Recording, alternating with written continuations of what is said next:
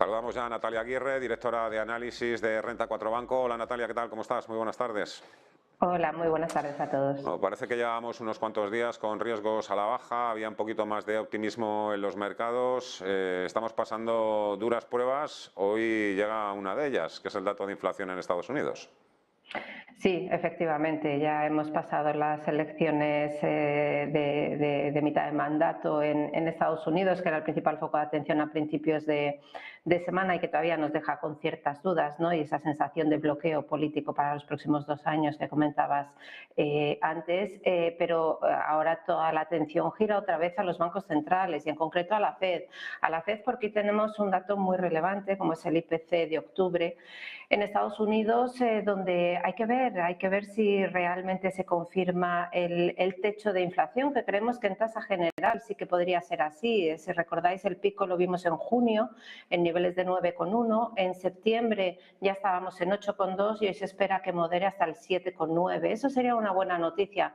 ¿Qué ocurre? Que tenemos el otro lado, ¿no? Que es el de la inflación subyacente, que excluye, como sabéis, los componentes más volátiles, pues como pueden ser alimentos no elaborados o energía.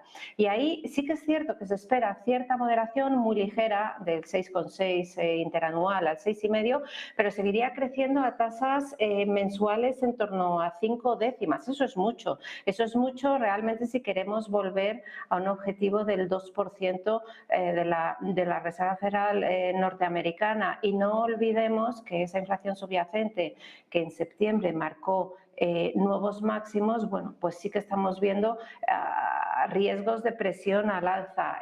¿Por qué es esto tan importante? Bueno, pues porque ya sabemos que la Fed en la última reunión, lo que nos dijo Powell después de subir otros 75 puntos básicos, iban cuatro subidas consecutivas de 75 puntos básicos, lo que nos dijo es que, bueno, pues que los tipos de interés tardan tiempo en tener su impacto en economía real y en inflación, con lo cual no se podía descartar que hubiese cierta moderación a futuro a partir de diciembre o principios del año que viene en el ritmo de subidas. Entonces yo creo que el dato de inflación de hoy es muy importante precisamente para ver si sobre todo la subyacente se modera a buen ritmo y permite confirmar ese cierto pivote en la política monetaria de la Fed, ver si eso va a llegar pronto o no y ver si el nivel de llegada que se está marcando el mercado, que son tasas del 5% en los Fed Funds, están ahora mismo al 4%, pues si son las adecuadas o no. Así que bueno, muy importante a las 2,5 el dato de inflación americano. Muchas pistas, pero también hay operadores que ven cada vez más cerca los tipos de interés, ya más cerca del 6% que del 5%. ¿Cuánto cree usted que falta para ver ese giro de la Reserva Federal? A ver, ahora mismo el mercado está descontando 50 puntos básicos para la reunión de mediados de diciembre, el 14 de diciembre, si no recuerdo mal, y otros 50 para la de febrero. Eso ya nos colocaría en el 5%. Eso es lo que está descontando el mercado. Tendríamos que tener un dato de inflación muy malo, es decir, bastante más tensión y ver que no frena, ¿no? La subyacente sobre todo, y seguir viendo un mercado laboral muy tensionado, que de momento lo está. La verdad es que es un indicador muy retrasado de ciclo, el mercado laboral, pero sigue muy fuerte y eso puede preocupar a la Reserva Federal y poder llegar a justificar tipos de interés más altos porque no consiga frenar la inflación. Pero de momento lo que está puesto en mercado son niveles de llegada en la subida de tipos de interés más o menos para primer trimestre, segundo trimestre del año que viene en el 5%. En función de cómo salga el IPC de hoy y hasta la reunión del 14 de diciembre tenemos otro IPC más y otro dato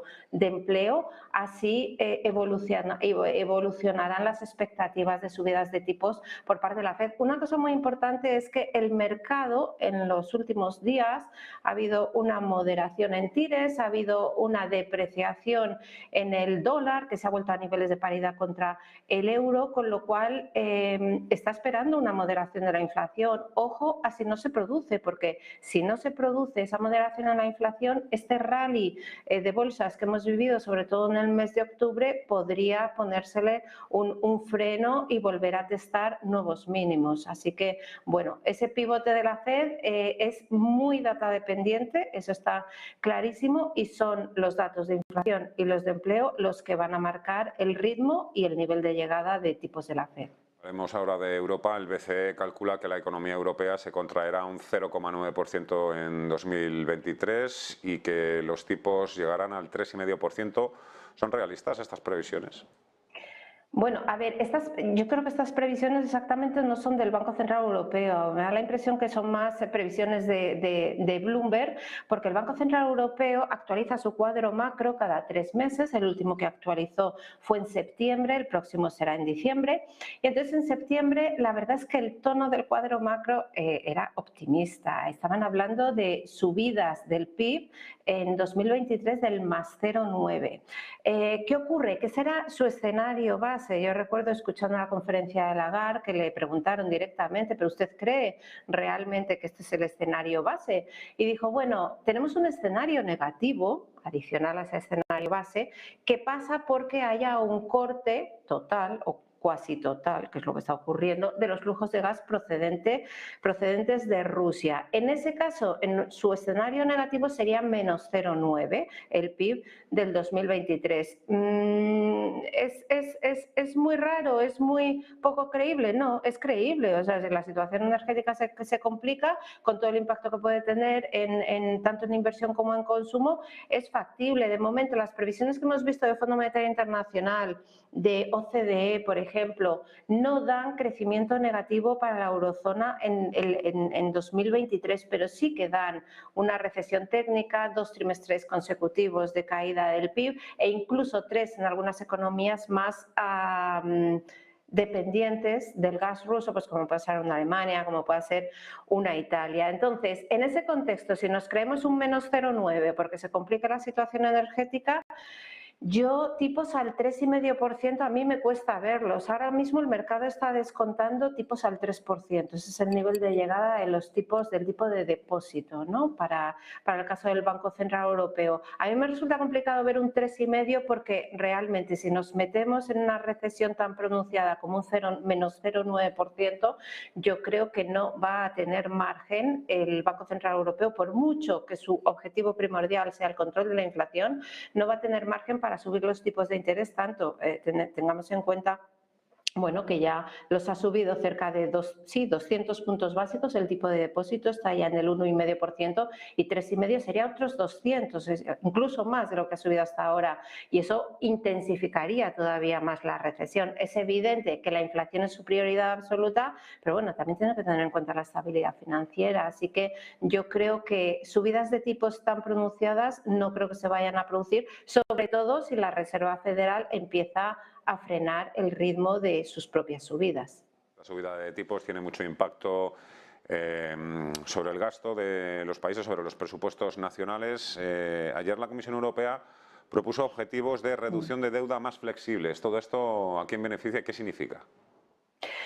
Bueno, ¿qué significa? A ver, si recordáis, echando un poco la vista atrás, las reglas fiscales de la Unión Europea que se establecieron en el 97 con el Tratado de Maastricht y cuando se formó la Unión Monetaria, hablaban de 2 reglas. Una era 3% de déficit público sobre PIB, 60% de deuda pública sobre PIB. Estas reglas, recordáis que se suspendieron con motivo de la pandemia, lógicamente porque hubo que echar mano de todo, de todas las herramientas a nuestro alcance, tanto monetarias como fiscales, una expansión del gasto fiscal para estimular a la economía y sacarla de esa caída, ¿no? De esa recesión que provocó el COVID, y entonces se suspendieron las reglas fiscales hasta el 2023 incluido.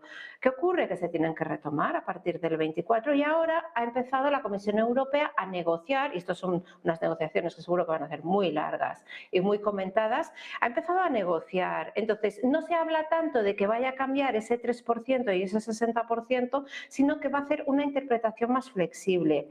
Se está hablando de que a las economías se les va a pedir presentar planes de reducción de deuda a 4 años vista, con el objetivo de ir recuperando pues, una mayor estabilidad de las cuentas públicas. ¿Qué ocurre? Que se está diciendo también que aquellas economías más endeudadas y que están más lejos de cumplir esos criterios se les podría dar 3 años adicionales siempre y cuando, y aquí viene la coletilla, siempre y cuando implementen reformas e inversiones pro crecimiento que a su vez les faciliten la vuelta a unos niveles de deuda y de déficit público pues más lógicos. ¿Esto para quién es bueno? Pues es bueno para las economías que estamos más endeudadas en términos generales y que podemos tomarnos más plazo de tiempo para consolidar nuestras cuentas públicas. Eso sí, yo creo que de todas maneras la Comisión Europea va a estar vigilando, ¿vale? Que no haya desmanes fiscales, por decirlo así, y si no está la Comisión Europea ya está el mercado, y si no, yo creo que un gran ejemplo de todo esto es lo que ha ocurrido en Reino Unido cuando Liz Truss, la anterior primera ministra, presentó aquel plan de estímulo fiscal que el mercado no compró, subieron las TIRs de una manera espectacular y obligaron al Banco de Inglaterra a comprar deuda con carácter de emergencia. Entonces, bueno, si no controla la Unión Europea, ya controlará el mercado y no dejará que haya pues eso, demasiados desmanes fiscales, por decirlo así.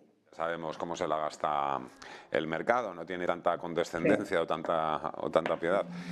Hablando de inversión, ¿dónde veis ahora en Renta 4 Banco más potencial en estos momentos? ¿Grandes compañías o medium y small caps?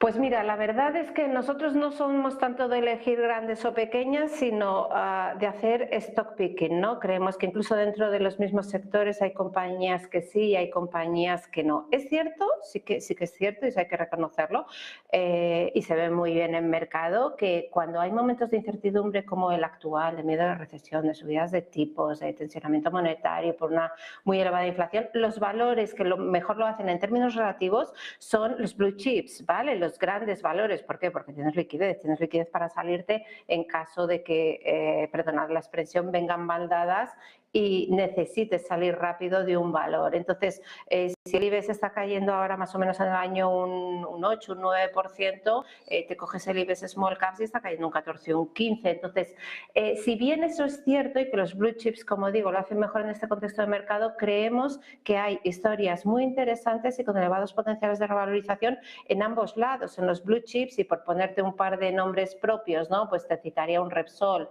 un BBVA, por ejemplo. Y en el caso de los small caps, pues creemos que también hay tesis de inversión muy interesantes con muchísimo descuento y no sé, ahí por ejemplo podríamos estar hablando de un par de valores que tenemos en carteras, pues como pueden ser Prosegur o Logista, que ambos pues tienen un alto potencial de revalorización que creemos que en un momento dado, y siempre con una visión de medio plazo, estamos hablando de medio plazo, a corto plazo es muy difícil con este mercado saber hacia dónde van a ir en función de la macro, que es la que está marcando el mercado, pero a medio plazo sí que creemos que son historias interesantes para tener en cartera.